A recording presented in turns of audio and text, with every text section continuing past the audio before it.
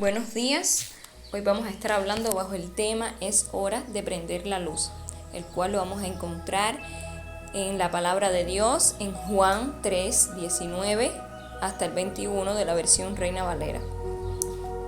Y esta es la condenación, que la luz vino al mundo y los hombres amaron más las tinieblas que la luz, porque sus obras eran malas. Porque todo aquel que hace lo malo aborrece la luz y no viene a la luz para que sus obras no sean reprendidas.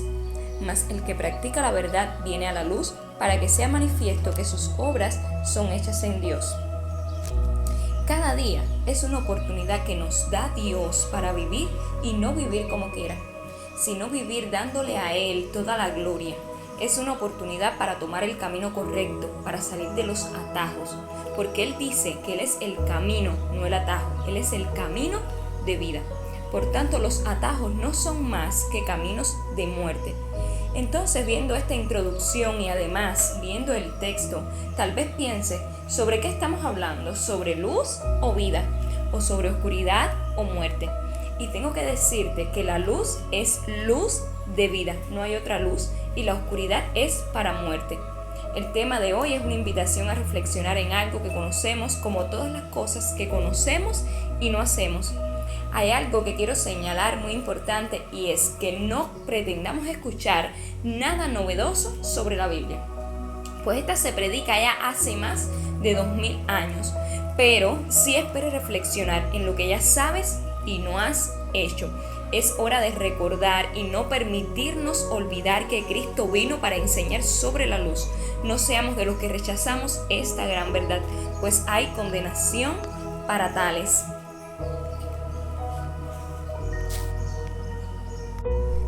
La condenación es que la luz vino y el que hace obras malas las rechazó, pues ama las tinieblas, y en cambio el que hace lo bueno ama la luz.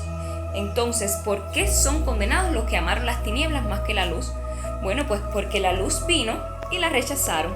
Dice Juan 15:22, si yo no hubiera venido ni les hubiera hablado, no tendrían pecado, pero ahora no tienen excusa por su pecado.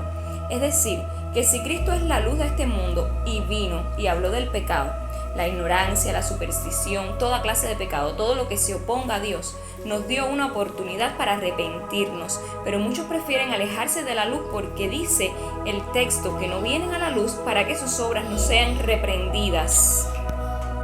Entonces, si se esconden en la oscuridad para que no sean reprendidas sus obras, esto indica que saben que lo que están haciendo está mal y asimismo prefieren seguir haciéndolo. Jesús no se refiere solamente a la borrachera, el homicidio, el hurto, etc., sino también a las tinieblas religiosas e intelectuales, los fariseos, saduceos, escribas y ancianos, los líderes del pueblo de Israel. Ellos estaban en tinieblas y resistían a Cristo y los apóstoles porque amaban a las tinieblas. Habían aprendido lo que las escrituras dicen, pero no tenían corazones buenos y honestos. Los hombres que no obedecen el evangelio no pueden disculparse diciendo que no entienden la voluntad de Dios. Su problema no es intelectual, sino moral. No aman la verdad. Hoy en día tenemos este tipo de personas en la iglesia, incluso líderes con conocimiento de la palabra y con conocimiento de las consecuencias del pecado, pero aún así prefieren que la carne los gobierne. Pero no podemos permitir esto, pues nosotros somos libres porque Cristo nos ha hecho libres. No podemos permitir que un pecado nos gobierne. Cristo venció la muerte y el pecado, y si Él está con nosotros, ¿quién contra nosotros?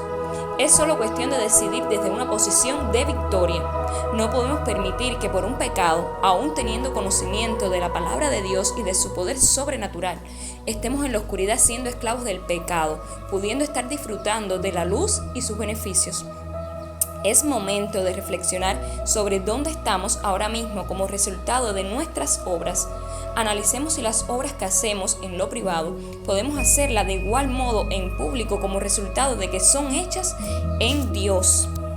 Y menciono esta diferencia entre público y privado, pues en lo privado, cuando estamos solos o en casa con nuestros hijos hijas, esposos o esposas, sin que haya ningún creyente delante del cual tengamos que aparentar como cristianos, es donde verdaderamente se ve cuán íntegros somos y cuán cristianos verdaderamente somos, y por tanto delante de las personas no tendríamos que aparentar ser íntegros, pues en lo privado somos íntegros, es porque esa es nuestra verdadera cara, y no importa con quién estemos, siempre vamos a vivir poniendo la voluntad de Dios como un límite para evitar conductas hipócritas.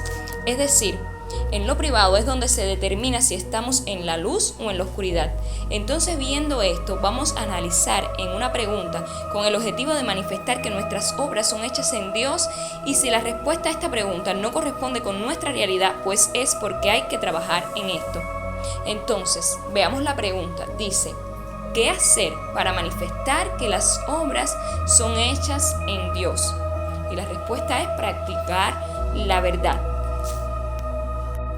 Es difícil practicar la verdad en un mundo lleno de mentiras. Es difícil ser la excepción y no la regla, pero puedo decirte hoy que no es imposible. Recordemos que aunque parezca imposible, tenemos un Dios de imposibles que se mueve en lo sobrenatural y por eso es glorificado. Recuerda que no estás solo o sola. Ese Dios es el que está contigo. Lo tienes ahí tan cerca como el aire que respiras, pues además ese aire que respiras te lo dio Él. Así que con saber eso nada más podemos darnos cuenta que para nosotros es imposible producir aire para respirar, pero Dios, que es un Dios de imposible, nos regala ese aire como agua. Así que todavía dudas que te pueda dar la capacidad para marcar la diferencia. ¿No crees que pueda ayudarte a que seas la excepción y no la regla? Pero para eso hay algo que tienes que hacer, y es disponer tu corazón. Él no te va a imponer nada que no quieras hacer. Recuerda que en el Evangelio hay libertad, por tanto ese es el primer paso para darle otra vuelta a tu vida, para hacerla cambiar de color. Entonces, una vez que dispongamos el corazón, vamos a venir a la luz. Recordemos que dice la palabra de Dios que Jesús es el camino, la verdad y la vida. Entonces, si Jesús es el camino que nos ofrece verdad y vida, es porque hay otro camino que ofrece mentira y muerte. Por tanto, vamos a apoyarnos de la palabra para relacionar esto. Dice Juan 8:12. Otra vez Jesús les habló diciendo: yo soy la luz del mundo, el que me sigue no andará en tinieblas, sino que tendrá la luz de la vida. Entonces vemos que anteriormente dijimos que Él es el camino que da verdad y vida, pero además vemos aquí que es también la luz, y nuevamente menciona que es la vida, la luz de vida. Por tanto, lo contrario a esto es tinieblas de muerte. Entonces, respondiendo a la pregunta de qué hacer para manifestar que nuestras obras son hechas en Dios, respondemos que es, lo primero, reconocer cuando estamos equivocados. Si no reconocemos, pues no vamos a querer cambiar. En segundo lugar, es disponer nuestro corazón para el cambio. En tercer lugar, cambiar los hábitos, y estos hábitos son espiritualmente hablando.